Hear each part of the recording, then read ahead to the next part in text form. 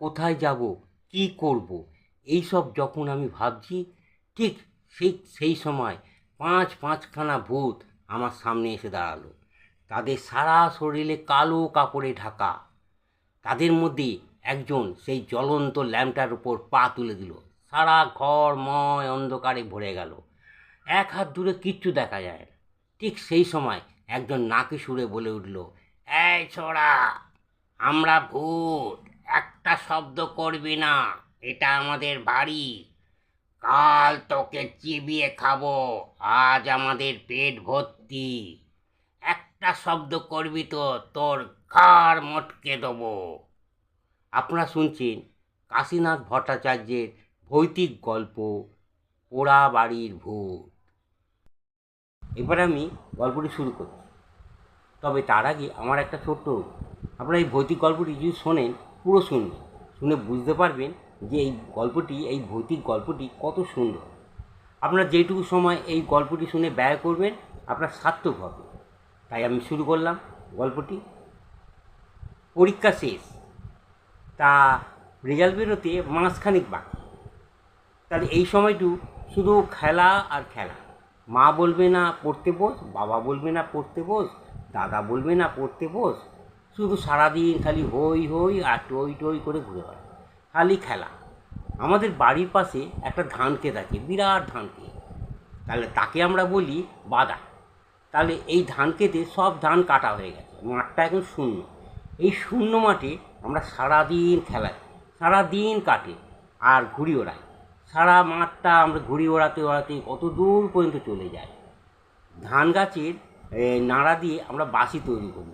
তারপর তো গাজিকোট আর এই ডাংগুলি তো আছেই। বাবা আমার একটা আজকে ঘুড়ি কিনে দিয়েছে। এই ঘুড়িটা নিয়ে আমি সারাদিন আমার কেটে গেল। ঘুড়িটা খুব ভালো। এই ঘুড়িটাকে হাওয়ায় একটুখানি উড়িয়ে দিলেই শো শো করে ওপরে উঠে যায়। এই ঘুড়িটা দিয়ে রাজার ঘুড়ি ভোগ কাটটা, অপর ঘুড়ি ভোগ কাটটা, এবং ঘুড়িটা হয়ে কেটে দিয়ে ঘুড়িটা হাওয়ায় ভাসতে ভাসতে মেঘের আড়ালায় কোথায় চলে যায়। এই ঘুড়িটা আমার খুব প্রিয়। এই ঘুড়িটাকে ওড়াবার আগে আমি চুমু খেয়ে বলি, এটা আমার কালো ঘোড়া, এ কোনো দিন হাঁটতে জানে না। দেখি আজকে আমার এই ময়ূরপঙ্খী কটা ঘুড়ি কাটে। ঘুড়িটা উড়িয়ে দিলাম, শোঁ শোঁ করে আকাশে উঠছে, ঘুড়ি ঘুরছে, লাট খাচ্ছে, ঘুড়িতে ঘুরিতে প্যাঁচ, বোক কাটটা। আমার ময়ূরপঙ্খীকে কেউ কাটতে পারছে না। পশ্চিমে সূর্য নেমে গেছে। ঘটলো একটা অঘটন। আমি লাটাই গোটাচ্ছি, লাটাই গোটাতে গোটাতে আমার আঙুলে জড়িয়ে সুতো কেটে গেল।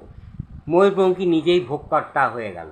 আমার সামনে সুতোটা দুলতে দুলতে ময়ূরপঙ্খী ভাসতে ভাসতে উঠতে উঠতে চলে যাচ্ছে। আমি কি করব? ময়ূরপঙ্খীকে ধরতেই হবে।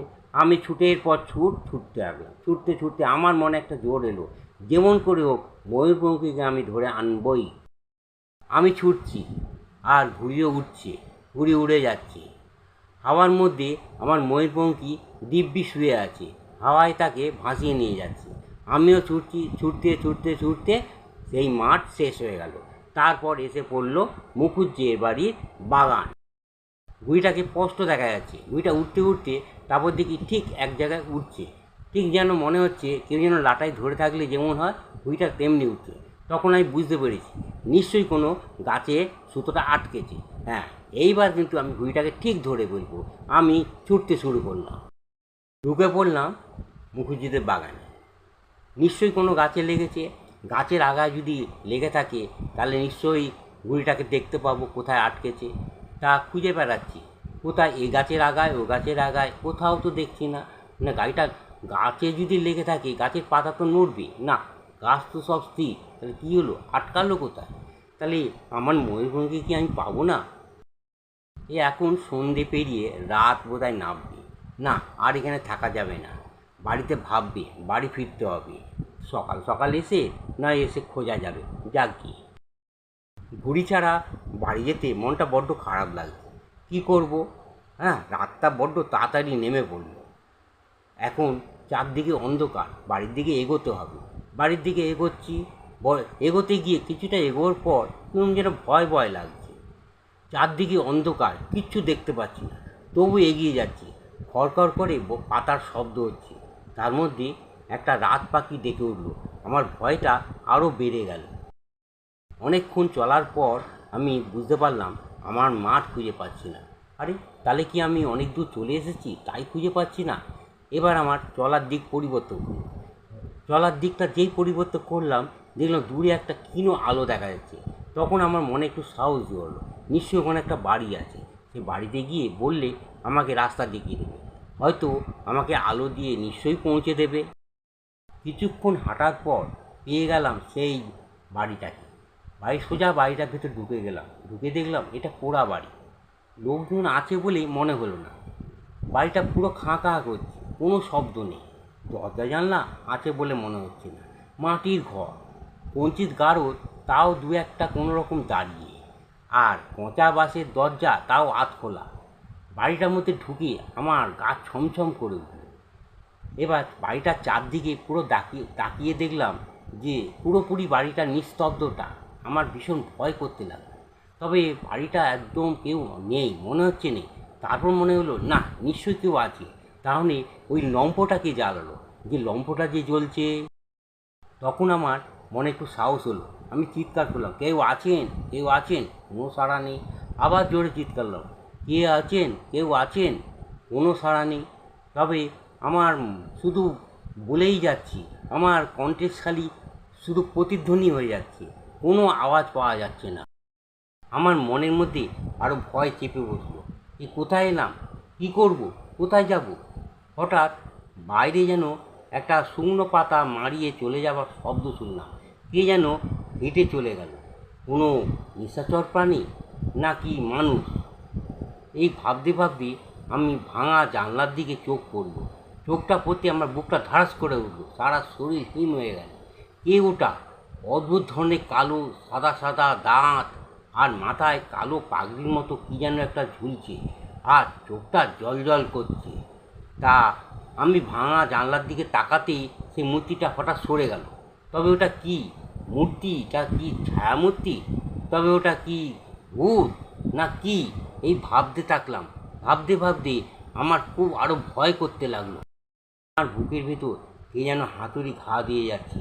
আমার শরীরে সারা লোম খুব যেন খাড়া হয়ে গেছে। আমার খুব ভয় করছে। এটা ভূতের বাড়ি, এখানে আসাটা আমার উচিত হয়নি। পালাবো না পালিয়ে যাই। তবে আমি পালাবো কোথায়? কোথায় যাব? কী করব? এইসব যখন ভাবছি, তখন আমার চোখের সামনে দেখলাম পাঁচটা ভূত কালো কাপড়ে ঢাকা আমার সামনে এসে দাঁড়িয়েছে।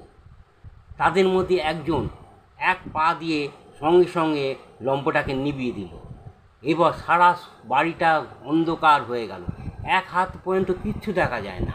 তবে তখনই নাকি সুরে কে জানি বলে উঠল, এই শোনা, একটা শব্দ করবি না, আমরা ভূত, এটা আমাদের বাড়ি। কাল তোকে আমরা চিবিয়ে খাবো, আজ আমাদের পেট ভর্তি। একটা শব্দ করবি তো ঘাড় মটকে দেব। আমার সমস্ত সাহস শেষ। মাথা ঝিমঝিম করছে, বুকের ভেতর কেমন করছে। কি করব ভাবতে ভাবতে আমি জ্ঞান হারালাম।